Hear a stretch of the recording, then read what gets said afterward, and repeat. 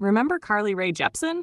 The Canadian pop pixie who blasted onto the music scene with bops like Call Me Maybe and Good Time? Yeah, that Carly Rae Jepsen. For a brief, shining moment in 2012, it felt like she was destined to sit at the pop goddess table alongside Taylor Swift and Katy Perry. She had the catchiest song of the decade, the Justin Bieber cosign, and the kind of wholesome meets flirty image that could have carried her straight through the 2010s. But then, she kinda just disappeared. Or at least, that's how the mainstream narrative went. Carly wasn't some industry plant who popped out of nowhere.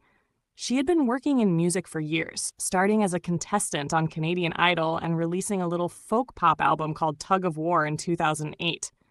It was earnest, sweet, very girl with a guitar energy, and it gave her a name in Canada, but it didn't exactly change her life. She was hustling, grinding, doing the slow build that most pop stars go through before their so-called overnight success. Then, lightning struck. In 2011, she put out a single called Call Me Maybe. At first, it was just a cute Canadian track, the kind you'd hear on local radio and think, oh, that's catchy. But then, Justin Bieber and Selena Gomez heard it. They freaked out over how sticky the chorus was and did what young celebs did best in 2011, posted about it nonstop on Twitter. This was Bieber at the height of his Belieber reign. When he told his fans to love something, they treated it like gospel. Overnight, Carly went from niche Canadian Idol alum to the girl with the most viral song on the planet. By the summer of 2012, Call Me Maybe wasn't just a hit. It was the song of the year. Scratch that. It was the song of the decade.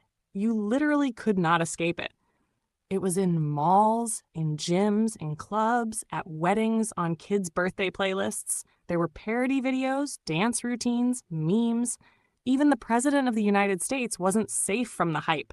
People were editing clips of Barack Obama to make it look like he was singing along. When your debut international single gets turned into a White House meme, you've officially hit cultural saturation. And with that came the blessing and the curse. Because when you open your career with something that massive, the bar for what comes next is impossible. The music industry loves to anoint a new princess of pop, but it loves even more to tear her down if she doesn't immediately top herself. Carly's label rushed to package her as the next big thing, dropping her album Kiss in 2012 to capitalize on the momentum.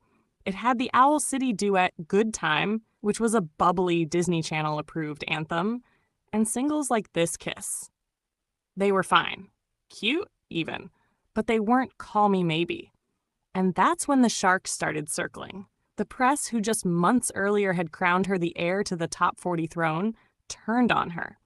Articles began calling her a one-hit wonder, painting her as a bubblegum fad who got lucky once and would vanish into obscurity. Meanwhile, her peers were climbing higher and higher. Katy Perry was still dominating radio with candy-colored mega hits. Taylor Swift was reinventing herself from country darling to global superstar. Lady Gaga was deep into her art pop meat dress phase, cementing herself as a cultural force. Carly was slowly fading from the conversation. Here's the dirty little secret about pop music. Being a one-hit wonder isn't always about talent. It's about timing, luck, and whether the machine decides you're marketable enough to push forever. Carly could have spent the next few years desperately chasing another Call Me Maybe, throwing herself into collaborations with the hottest producers and radio-friendly gimmicks. But she didn't. Instead, she did something most pop stars wouldn't dare. She stepped off the hamster wheel. In 2015, she came back with an album called Emotion.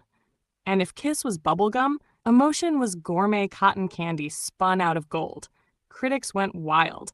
Suddenly, the same outlets that had labeled her a flop were calling her the savior of pop. The album was packed with lush, shimmering synth-pop tracks like Runaway With Me, Your Type, and Boy Problems. It didn't dominate the charts. On paper, it looked like a commercial failure, but to those who listened, it was a revelation. Fans and critics alike began comparing it to the work of Robin. Not mainstream chart toppers, but perfect pop for people who actually cared about the craft. Carly Rae Jepsen had found her new lane. The general public? They barely noticed. Radio didn't play her songs. She wasn't headlining the VMAs. But in certain circles, especially among the LG community and diehard pop nerds, she was crowned a cult queen. She wasn't just Carly Rae Jepsen, the Call Me Maybe girl anymore. She was Carly Rae Jepsen, patron saint of sparkling, emotional synth pop. And around the same time, she decided to prove she wasn't just a one-trick pony. In 2014, she starred in Cinderella on Broadway. It was a bold move, considering plenty of pop stars crash and burn when they try theater. But Carly charmed critics, held her own, and showed the world she could actually perform outside the studio. It gave her credibility, even if it pulled her further away from the top 40 spotlight. Cue even more of the "where did she go" chatter. By the time Dedicated came out in 2019, Carly had fully embraced her status as a cult icon. The album gave us bops like Too Much and Now That I Found You. Once again, not chart-dominating hits, but adored by the people who were already in her corner. Her fans didn't want her to be Katy Perry or Taylor Swift anymore. They wanted her to be Carly, quirky, heartfelt, and quietly brilliant. Then in 2022, she dropped The Loneliest Time, continuing her streak of critically beloved, commercially modest albums. At this point, she wasn't even trying to chase radio. She was making music for the people who got her and ignoring everyone else. So why does the general public still think Carly Rae Jepsen disappeared? Because she didn't play the game the way the industry wanted her to. The machine wanted another Call Me Maybe, something they could blare on every radio station until the end of time. Instead, Carly gave us Runaway With Me, a saxophone-heavy pop masterpiece that critics and stans swooned over, but that radio shrugged at. The mainstream tuned out, and the myth of her vanishing act was born. But disappearing from the charts isn't the same thing as disappearing from music. Carly Rae Jepsen has been touring, steadily releasing records, and keeping her diehard fanbase happy for over a decade now. In fact, she may have outsmarted the system. She avoided the crash and burn cycle that so many pop stars fall into. She didn't get trapped in the pressure to constantly outdo her biggest hit.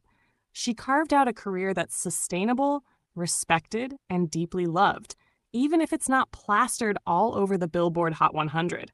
So did Carly Rae Jepsen's career flop? On the surface, maybe. She didn't become a household name on the level of Taylor or Katy. She slipped out of the mainstream spotlight. But look a little deeper, and you'll see that she didn't vanish. She evolved. She went from the girl with one monster hit to a cult icon, making some of the smartest, most beloved pop music of her generation. The next time someone asks, "Whatever happened to Carly Rae Jepsen?" you'll know the answer. She didn't disappear. She just found her own lane, one that's shinier, got quirkier, and maybe even more legendary than chasing the endless grind of chart domination. And honestly, that might be the biggest win of all.